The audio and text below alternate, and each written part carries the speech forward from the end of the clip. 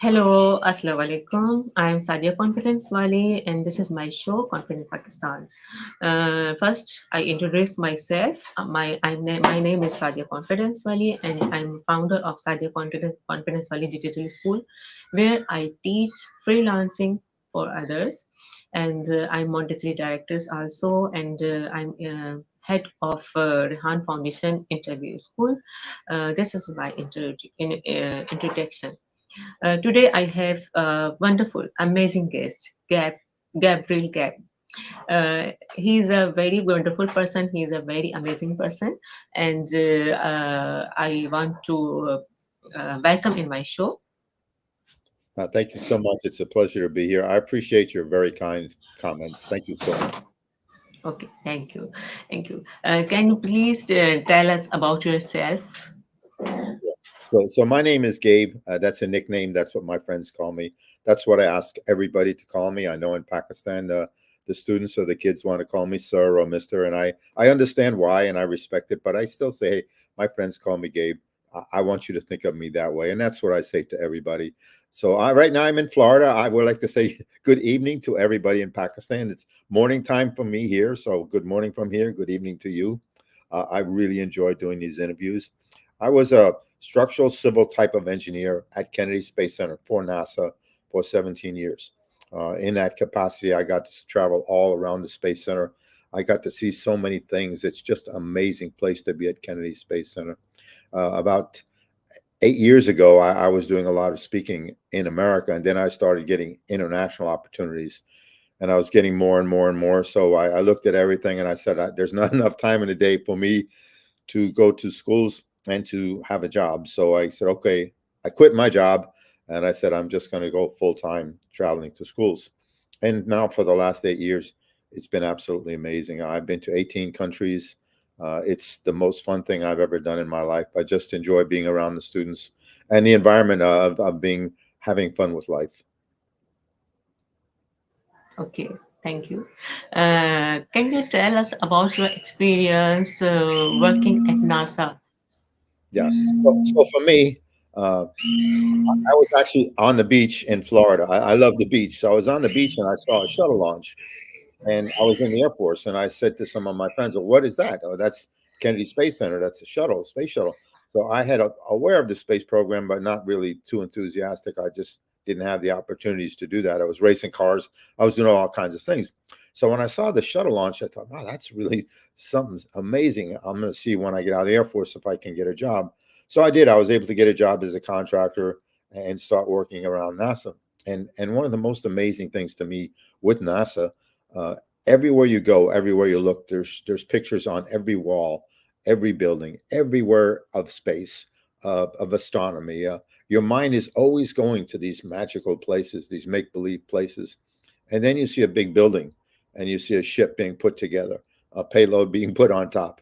It goes to a launch pad and it goes to these magical places. So, these magical places become reality. And I think that's the most fun thing about it. It's just every day is exciting to me. Everything around you is exciting. It's just so much fun to be there. And when I speak with schools, I don't speak so much about the space program, but the magic of the space program. Okay, that's nice. Okay, as a former NASA engineer, what advice would you give to students who are interested in pursuing a career in STEAM field?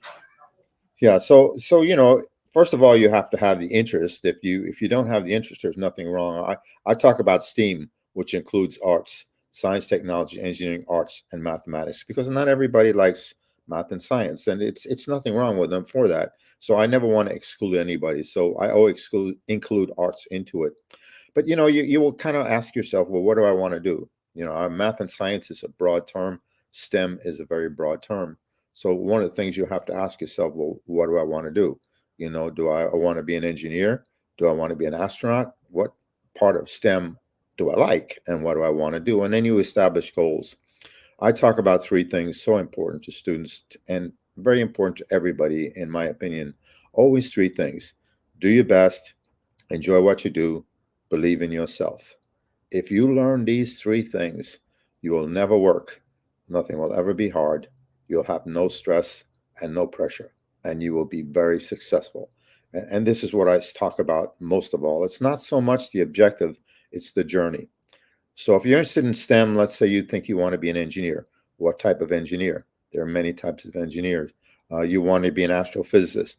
That, all of these things are in the STEM field. So first, what do you want to do? You want to try to narrow it down a little bit, and then you plan the steps to achieve it. And of those three things, do your best. Very simple. Challenge yourself. I don't care what it is. Do your best and feel good about your effort. It doesn't matter what happens. Feel good about your effort. If it's not what you want, do it again. You will get better. Enjoy everything you do. Find positives in everything. I never have a bad moment. When you said, "How are you?" I said, "Excellent." It's a state of mind. I don't care what happens. I've had COVID. I've had MRSA. I've had a lot of challenges the last few months. I always felt lucky. I always felt thankful. I always felt could be worse. So enjoy everything you do and believe in yourself. This is the most challenging. Very few people have it. I don't care how much money they have. I don't care how successful they are. That's why they have stress. That's why they have pressure. If you can develop that belief in yourself, where you just believe you can do anything, you never have stress. You never have pressure.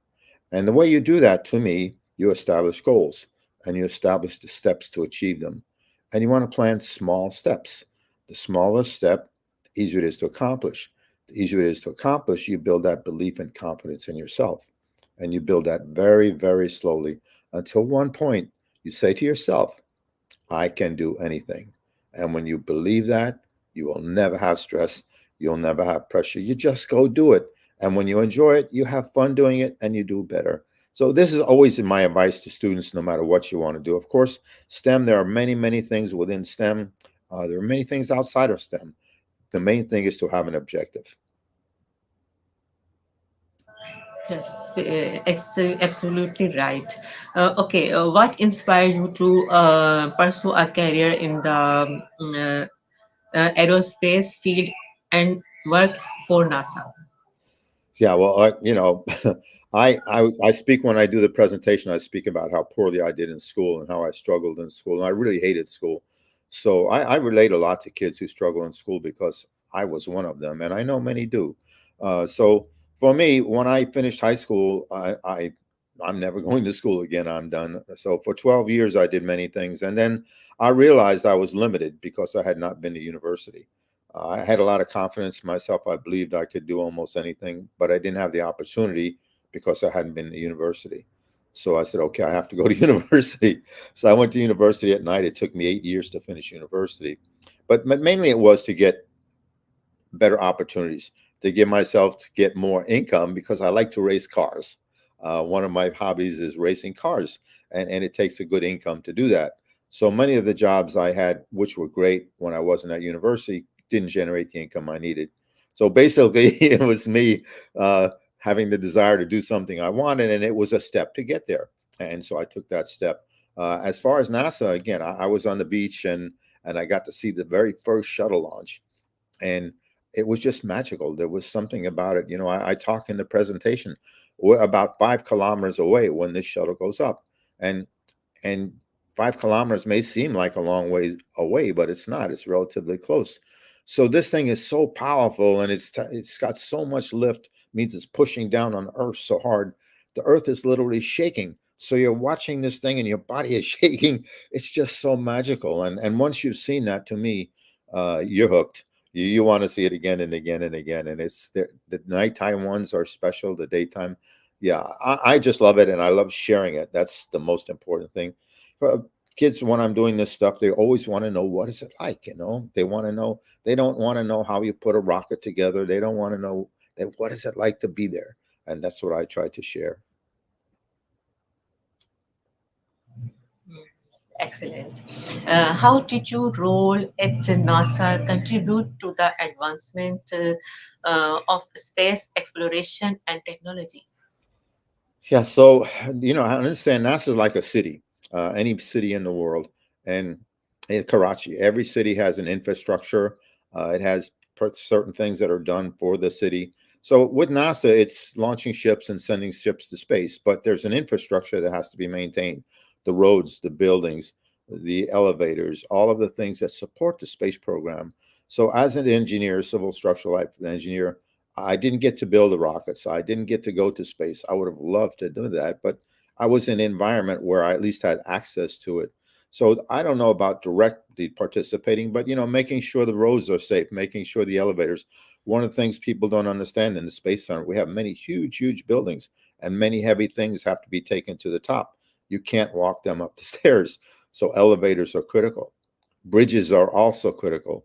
Uh, Florida is a peninsula with lakes and rivers and surrounded by water.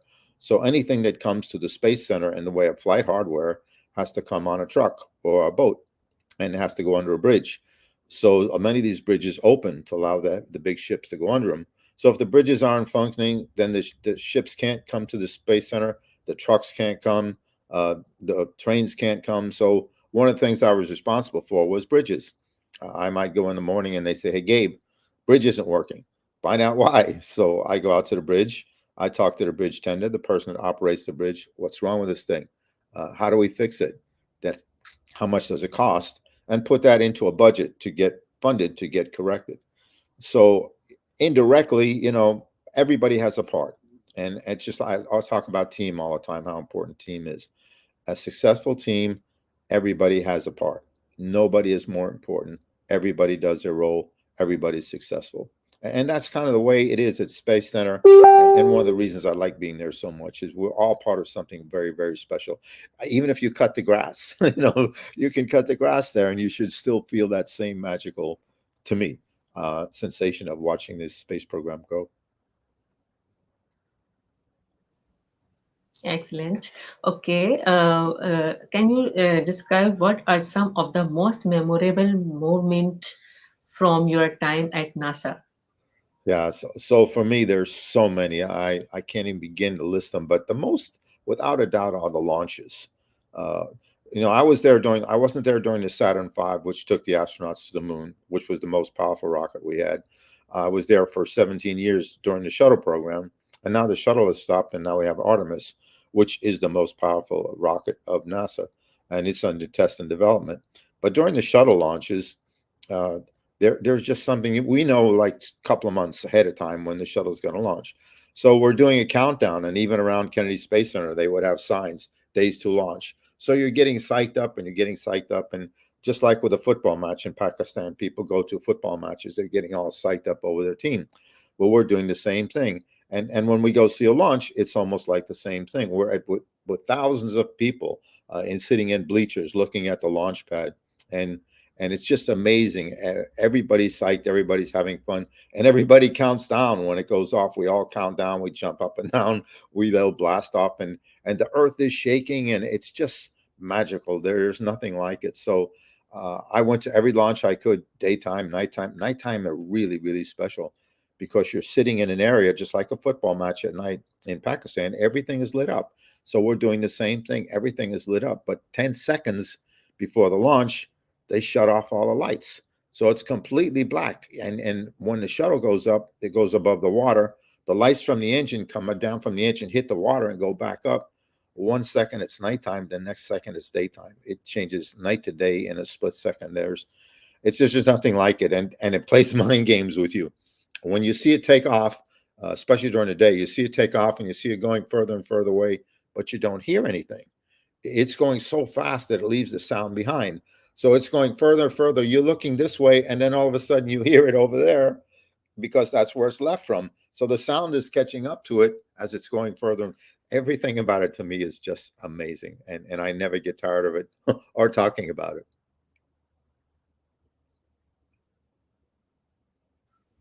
Okay.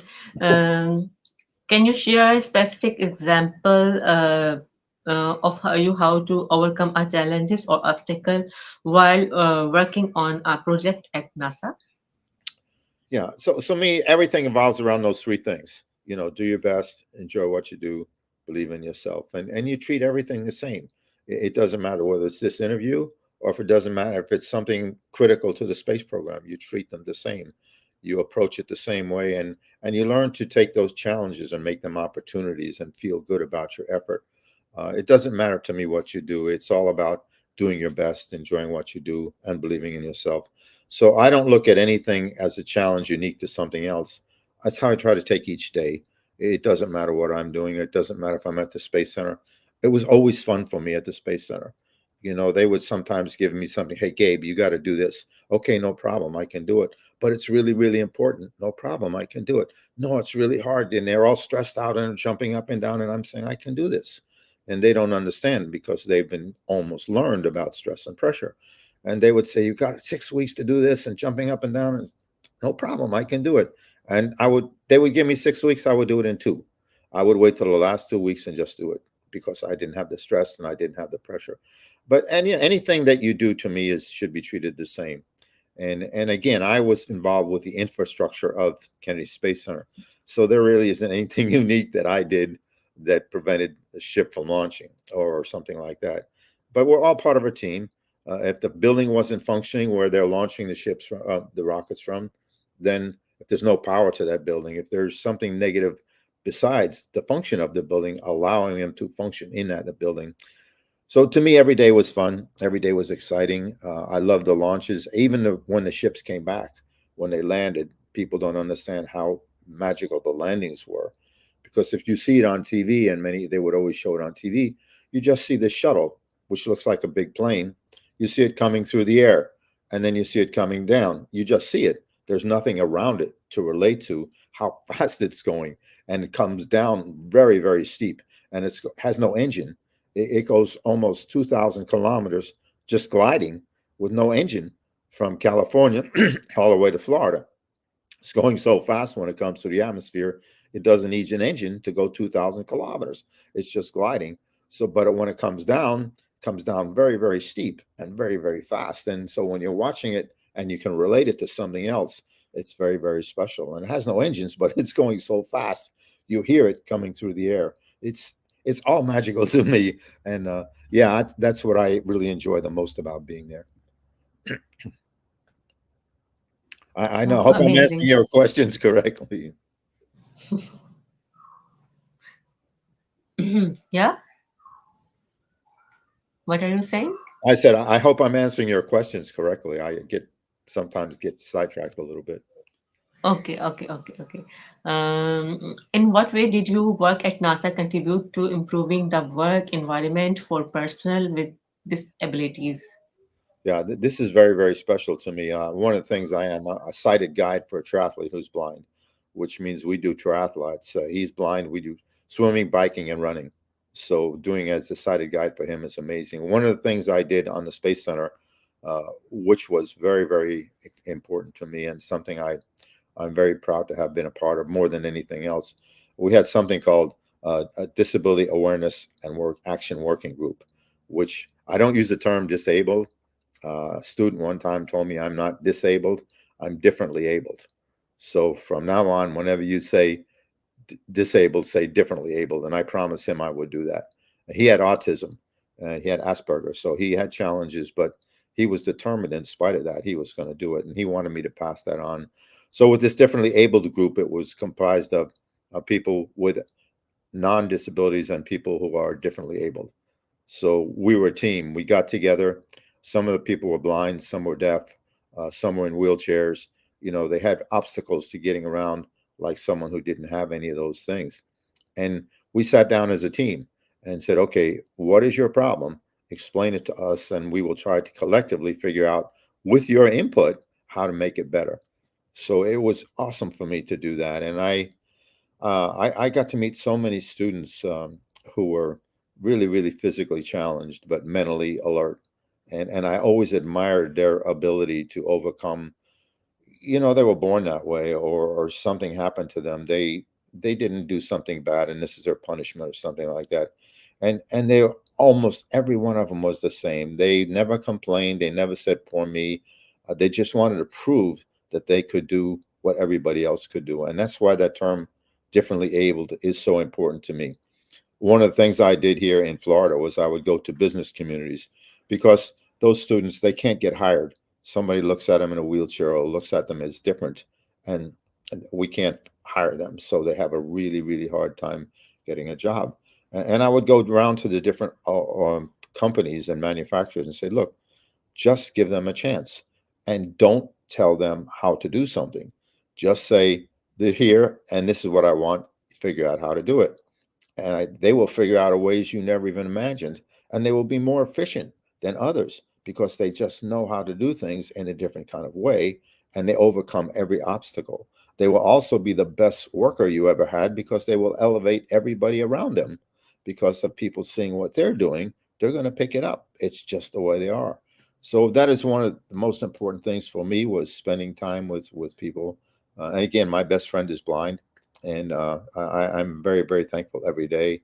Anytime I think I have a little problem, you can see, I can see, I can walk, I can do things so many others can't, and I never take that for granted, and I'm always thankful for it. Okay. How did you think your experience at NASA can inspire the next generation of scientists, engineers, and space enthusiasts? Yeah, so no, I when I go around speaking, I try to talk about the fun of life and the fun of life within the space program, but I try not to limit it just to the space program because not everybody likes space. But if we're going to talk specifically about space, I try to talk about the magic of it, the fun of it, of enjoying something. Most people really love to do this, and you have the opportunity to do something you love. You want to enjoy it every single day and be thankful for the opportunity to do it every day. So one of the things that's important to me is to look, you can have a life with no stress, no pressure. One of the things that got me doing this in the very first place, and I'm at Kennedy Space Center, which is in Florida. The weather is beautiful. The sun is shining every day.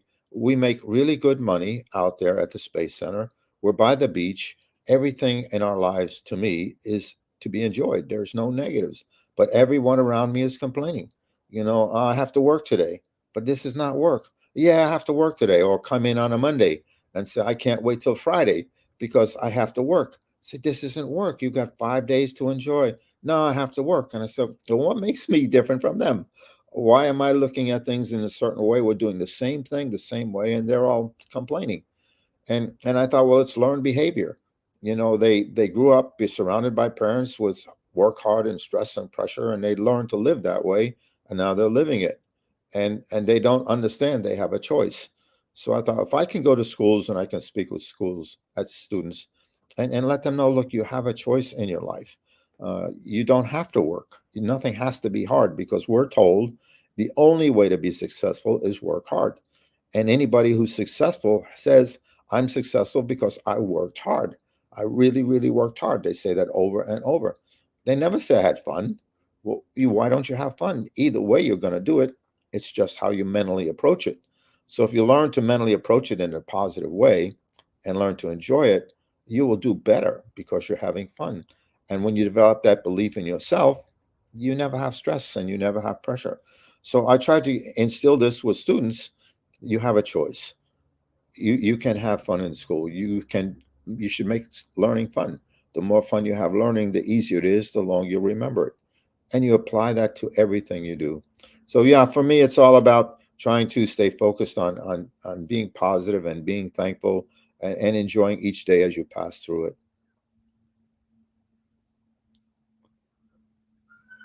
Okay. Now we know about Gap personality. What make you stressed and anxious, waste your time or drains you? Could you say that again, please? I'm sorry. Okay. What makes you stressed and anxious, waste your time or drains you? Nothing. Absolutely nothing. I'm never stressed. Nothing. Nothing. When I was in Pakistan last time, to give you a personal story. First of all, Pakistan to me was fascinating. I went to Pakistan with the most negative expectations you could ever have. All we hear in America about Pakistan is from the news. And the news is negative around the world. It's no different in America than any other country. It's extremely negative. But this is all we're fed, especially after 9/11. We knew about suicide bombers. We knew about uh, a haven for terrorists who were involved in 9/11. These are things that were fed to us, and this is all we knew. So when I first got asked to go to Pakistan, I always thought, uh, Pakistan, what would I do in Pakistan?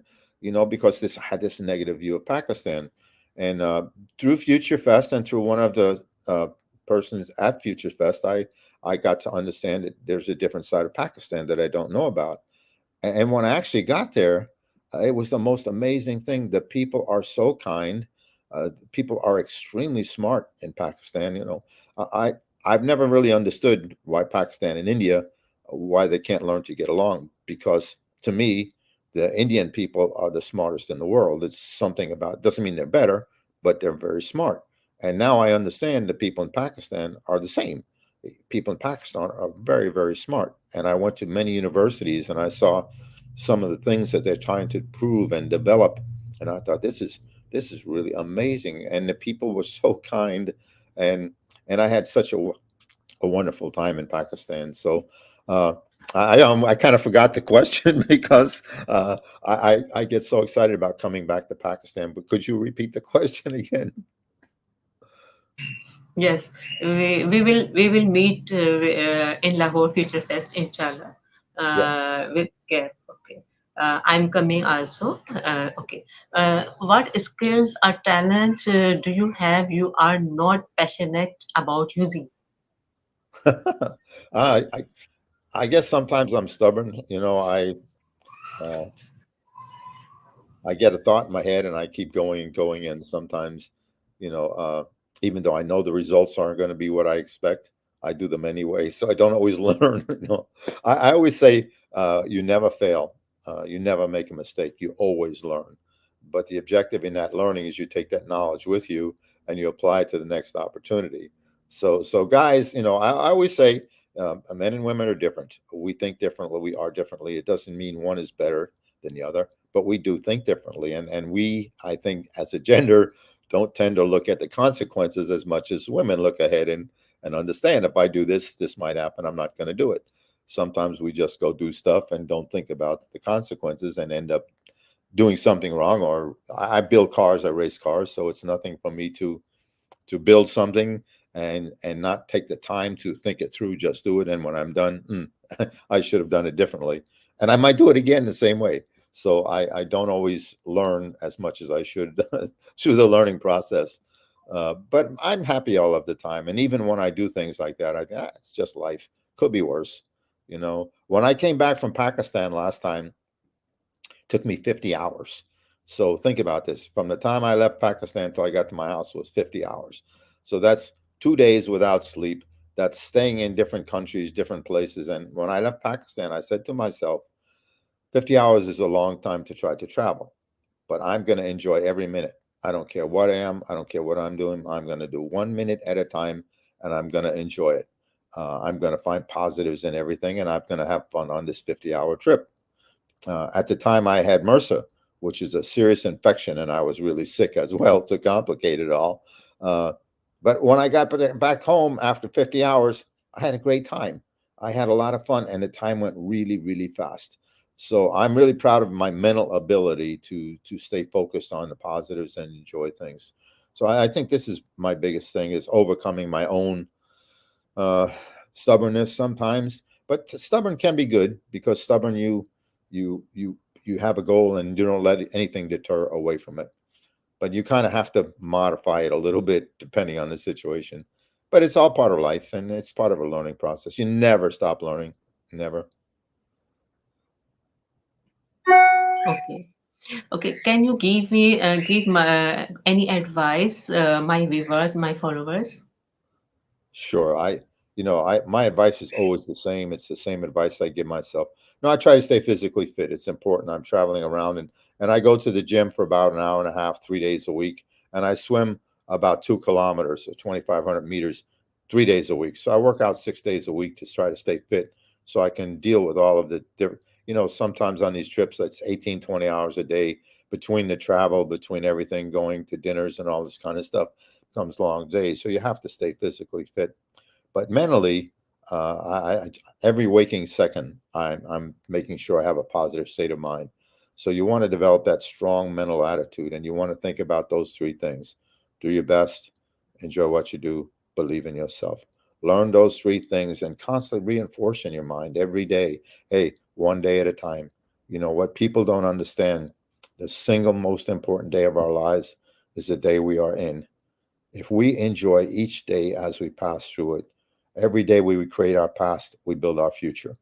So if you have a happy day, you always have a happy past. And together, your future is always optimistic. So these are things I try to think about each and every day. And it doesn't matter what I do, it's the same thing. People always say to me, "What's your favorite country?" I've been to 18 countries. I always tell them the same thing. It's always the country I'm in. When I was in Pakistan, I only looked for good. I saw some negatives in Pakistan, like every country in the world, but I focused on the good of the country, of the kindness of the people, of the ability of the people to do things, and I was amazed at the technology. I saw some of the most beautiful structures in the world. It was actually awesome. So while I was in Pakistan, I did not compare it to any place else. I just focused on Pakistan. I'm going from Pakistan from Futurefest. I'm going to Norway. So Pakistan will be my favorite country. When I get to Norway, it's going to be my favorite country. I'm not going to be in Norway thinking this is what I did in Pakistan. I have to leave that behind me and only focus on being in Norway. And the same when I'm in Pakistan. I won't think about, oh, we have to go to Norway and do this. I just focus on staying in Pakistan.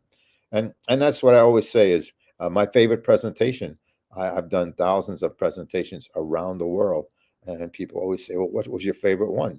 I always say the last thing, the same thing. The last one I did. It's always my favorite. It's the freshest in my mind.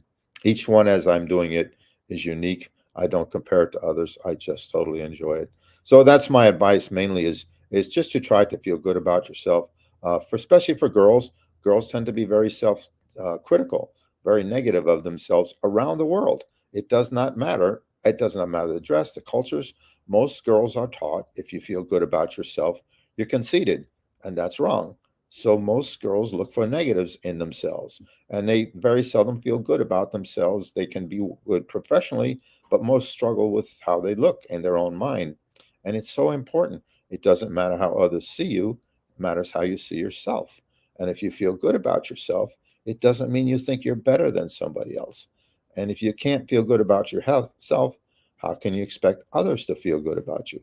So you want to learn, everybody wants to learn, develop that confidence and that belief in themselves and to feel good about everything they do. It doesn't matter the consequences. Wherever it takes you, feel good about it, try to improve. But that's always the approach I have to every day. And when I try to get others to see the positives in themselves, this is so important. Okay, thanks, Gabe, for coming in my show, Confident Pakistan. Thank you. Thanks again. And we are going to end this show. And bye bye, Okay. audience. Can Okay. you send me a screenshot of us? Screenshot? Yeah. A lot of times they take a screenshot and of this. Yes, yes, yes, yes. I can. Okay. All right. Thank you so much for the opportunity. I really appreciate it. I'm looking forward to seeing you in a few days in Future Fest. Okay. Thank Okay. you. Bye Bye, bye. everybody.